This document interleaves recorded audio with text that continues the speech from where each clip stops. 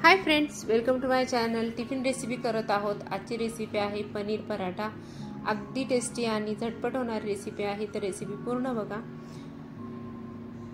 हे बघा, मस्त असा टम्मा फुगलेला आहे। आणि जर आपलं बॅटर थोडंफार पातळ झालं तर काय करायचं ते सुद्धा व्हिडिओत पुढे सांगितलेलं आहे, तर व्हिडिओ शेवटपर्यंत बघा। मी इथं कणिक घेतलं आहे 1 वाटीभर। कणिकमध्ये थोडंसं मीठ घातलं आणि 1-2 चमचे तेल घालायचं। तेल घातल्यामुळे पराठा आपला फुटत नाही, व्यवस्थित त्याचं जे पारी आहे ती लाटता येते। त्यामुळे थोडंसं तेल घालून घ्यायचं, व्यवस्थित मिक्स करून घेतलं आणि थोडं पाणी घालून आपण ही कणिक मळून घेऊया। आपण चपातीला मळतो त्यापेक्षा थोडंसं घट्टसर आणि पुरीला मळतो त्यापेक्षा थोडंसं पातळ असं या प्रकारचं हे कणिक आपल्याला मळून घ्यायचं आहे।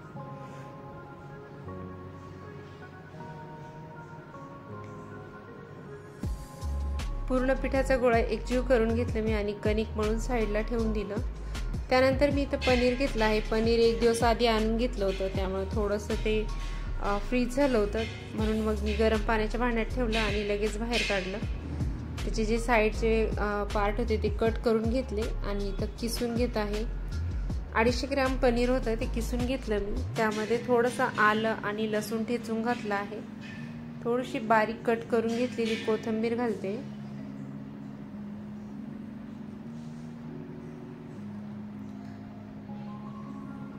धना पावडर घातली आहे अर्धा चमचा, हळद घातली अर्धा चमचा आणि तिखट घातला आहे 1.5 चमचा।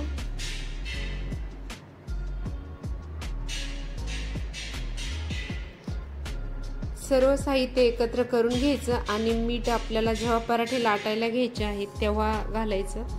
आधीच जर मीठ घातलं तर हे बॅटरला थोडंसं पाणी सुटतं आणि हलकंसं ओलसर होतं हे मिश्रण, त्यामुळे मी आधी सर्व एकत्र करून घेतलं आणि त्यानंतर आता मीठ घातलं आहे।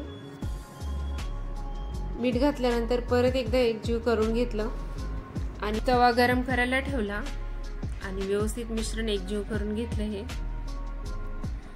आपलं सारण तयार झालं आहे। कणिक पण छान भिजून झाली। मी हलकासा तेलाचा हात लावला, हे बघा मस्त असं कणिक भिजून झालं होतं।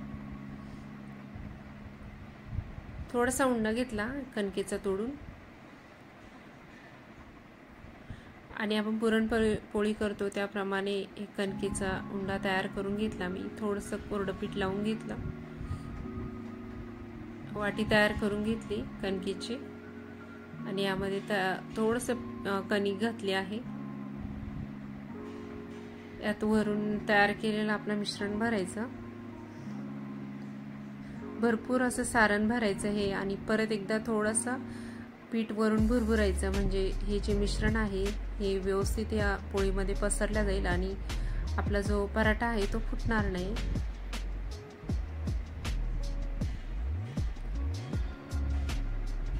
तयार केलेल्या उंड्याचं तोंड बंद करून घेतलं मी आणि एक्स्ट्राची कणिक काढून घेतली। हातावर व्यवस्थित आकार देऊन घेतला आणि पोळपाटावर ठेवून हलकासा हाताने प्रेस करून घेतलं, जेणेकरून आपलं जे आतील सारण आहे ते आपल्या पराठ्याच्या कडेपर्यंत पोहोचेल आणि पराठे खूप छान चवदार तयार होतील। हलक्या हाताने लाटून घ्यायचा।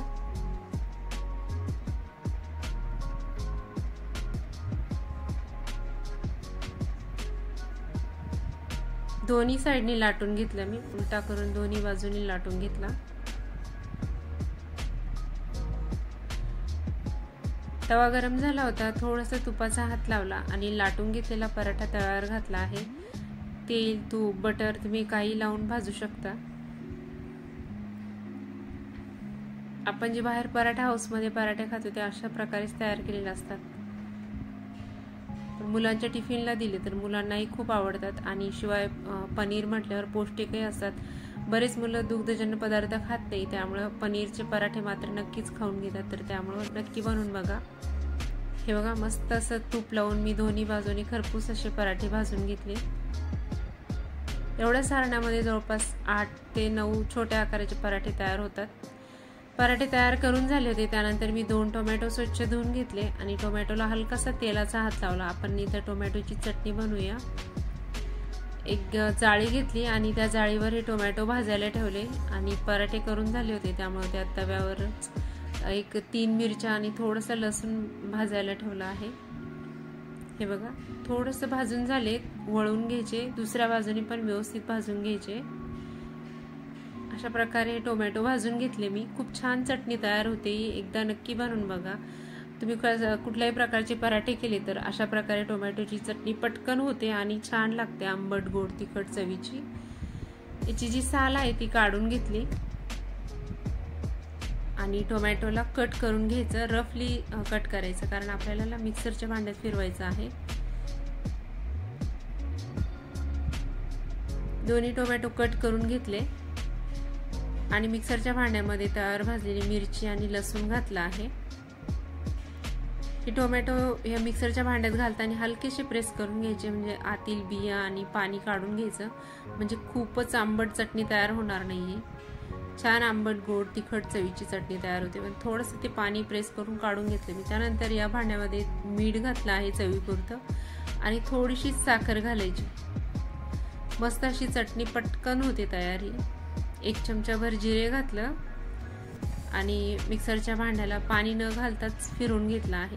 हे बघा मस्त अशी बारीक पेस्ट तयार करून घ्यायची। त्यानंतर एक भांडं गरम करायला ठेवलं, त्यामध्ये थोडंसं तेल घातलं 1 चमचाभर आणि तिखट घातलं आहे, कश्मीरी लाल तिखट आहे, कश्मीरी मिरचीचं, परतून घेतलं आणि लगेचच आपण जी प्युरी काढून घेतली होती टोमॅटोची ती या भांड्यामध्ये घातली।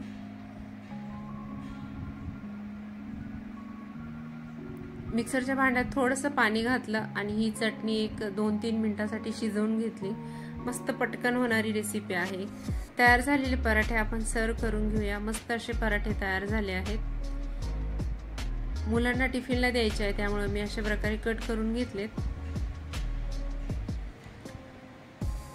आपली चटणी सुद्धा तयार आहे आणि तुम्ही बघू शकता पराठ्याचं जे सारण आहे ते अगदी काठापर्यंत भरलेलं आहे। मस्त असे पराठे तयार झाले, टिफिन पॅक करूया। टिफिन मध्ये पराठे ठेवून घेतले आणि नाश्त्याला पण आपण ही रेसिपी नक्की तयार करू शकतो। मस्त अशी चटणी तयार झालेली आहे आणि पराठे सुद्धा तयार आहे, नक्की बनवून बघा। सोपी रेसिपी आहे, अगदी कोणी सहज करू शकतं। तुम्हाला हा व्हिडिओ थोडा जरी आवडला असेल तर एक लाईक नक्की करा, तुमच्या फॅमिली अँड फ्रेंड बरोबर व्हिडिओ नक्की शेअर करा। तुमचा अमूल्य वेळ देऊन व्हिडिओ बघितला त्याबद्दल खूप खूप धन्यवाद। परत भेटू आपण नेक्स्ट रेसिपीमध्ये। Thank you so much.